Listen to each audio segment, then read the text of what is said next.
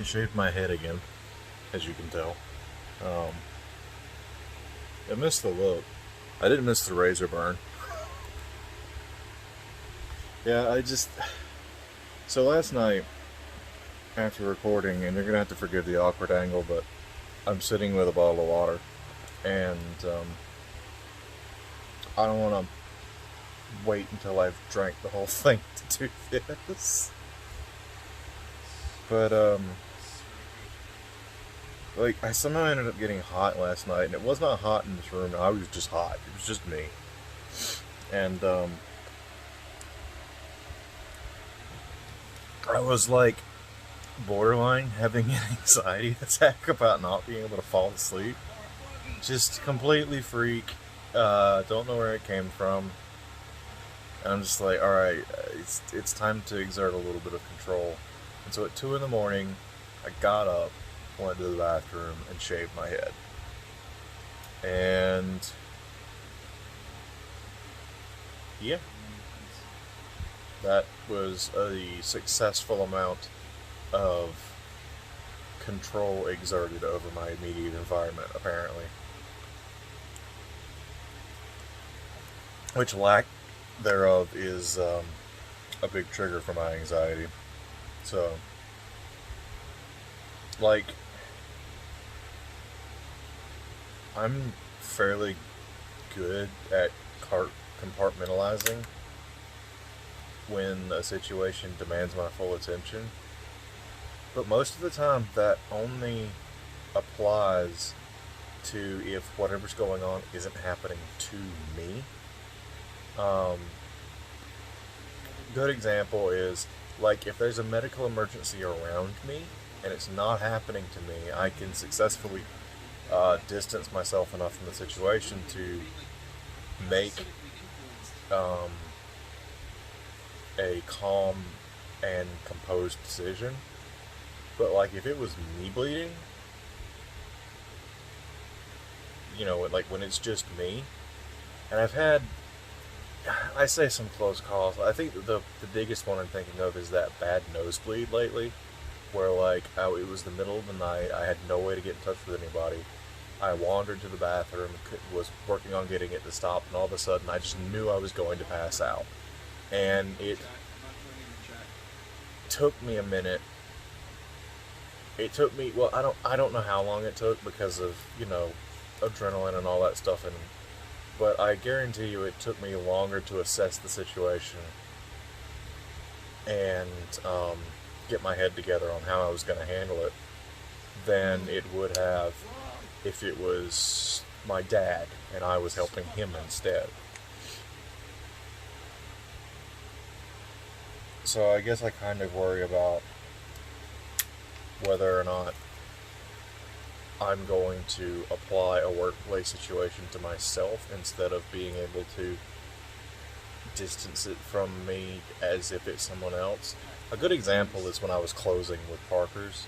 I very easily would just panic and get overwhelmed because I didn't think I was getting everything done on time. And that puts more work on the person that has to come in and open, and just like it wasn't that bad in Mart because like the checklist was something you could literally do in like 10 minutes, whereas you know in the 2 hours you were alone with a full store that was probably going to stay kind of busy. There was just so much shit to do, especially if you had a bad night and couldn't get some of the more tedious stuff done before your help left. Um, and so you're just running around like the building's on fire. It wasn't good. It was it's not good.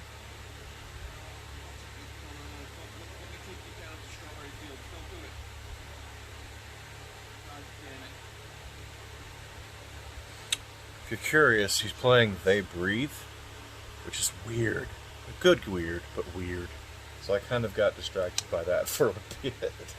It's a recent addition to my sleep rotation because I have this thing where somehow my playlist ends up getting this specific length where every night when I go to bed, it's the same, like, two things.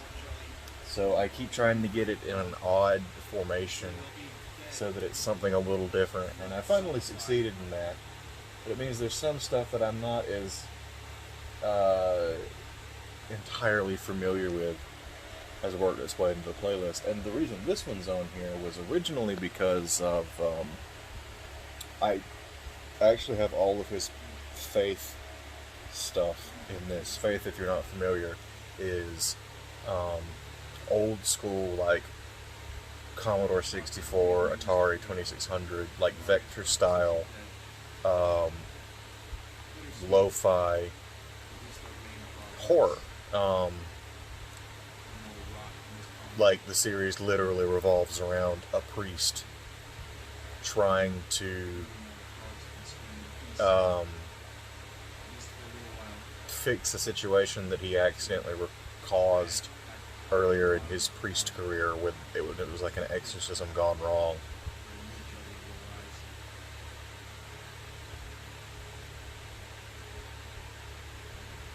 And it's fantastic, but like because it doesn't rely heavily on loud noises. It's just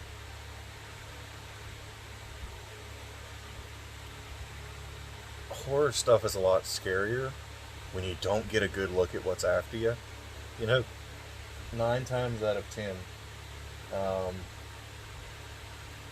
once you've seen the thing that's after you, like got a good look at it, it's just like, oh, okay. But just like the art direction of this game, with it being old retro style, with like the most complicated thing being like rotoscoping and stuff. Just the stuff that Airdorf is the developer. Is I believe it's mostly all developed by one person. He might have help with like music and sound effects and stuff, but it was very much spearheaded and by him alone, and just he can do some really great creepy stuff with sprites. I won't spoil any of that for you though. There's a couple of playthroughs I recommend. Vinny is nice for a chill first time.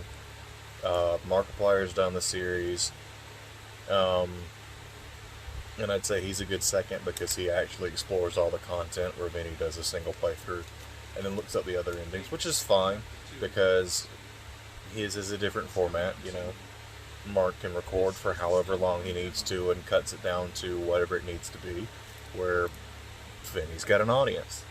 Um, and a lot of times these games make their way into he saves them for October for Spook Month, and you know when he does a Spook Night, he's usually, if it's not the main game he's doing, or you know if it's something like Faith, which is a 2 to 3 hour experience, um, he's not going to spend the time doing it again for another 2 hours just to do one small thing different. And I don't blame him, because then because it cuts out on other stuff and all that.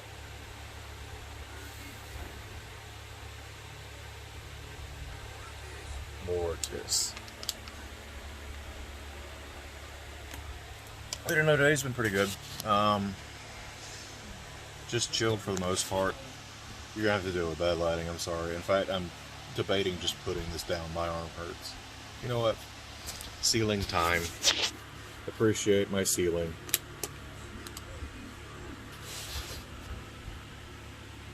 And the top of my head. Wow, it doesn't even like to stay focused on just the ceiling. Chill out. Slept in a bit till nearly noon. Got up and managed to very easily overcome the boss that was giving me trouble last night. And it basically just boiled down to I was trying to settle in for a longer fight than it was. And when I didn't do that and just went all out at it, all out at the boss, I killed him in like 3 hits. So long story short, I made some good progress on Breath of Fire 3 today.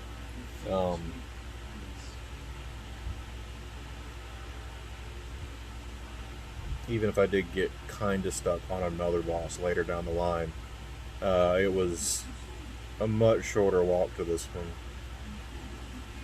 And then there was this weird minigame thing where I had to do something completely ridiculous that I finally just ended up save stating because I was tired of clicking through what literally took a minute and a half's worth of dialogue because the text is so slow in this old PS1 game. Just like, it was ridiculous and it was super tedious, and it was not a skill that had been refined over the course of the game. It was just one of those wonderful, dumb, mandatory minigames.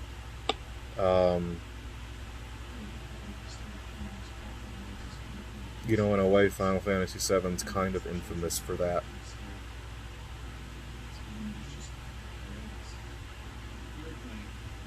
Between doing, like,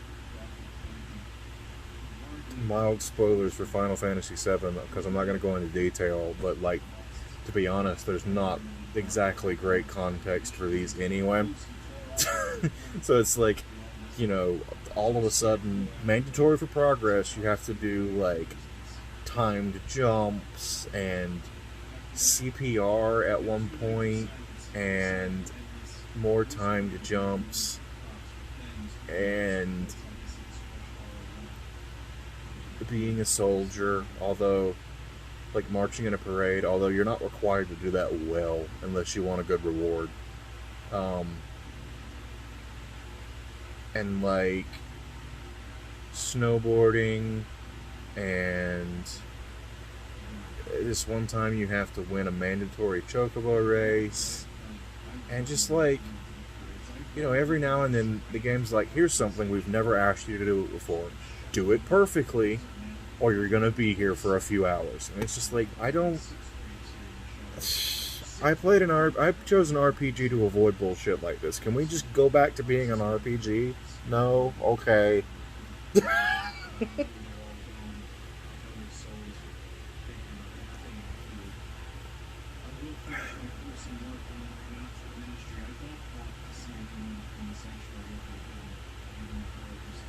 But anyway, that really, really was all that went on today.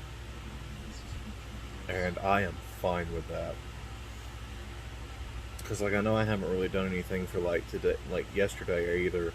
But with me kind of feeling like I have a cold, as is, and also, like, I believe I talked about that weird freak, heavy front that blew through. There are parts of the yard that look just as bad as they did before we got out there with the lawnmower and the trailer. And I am not looking forward to that. So that's going to be great.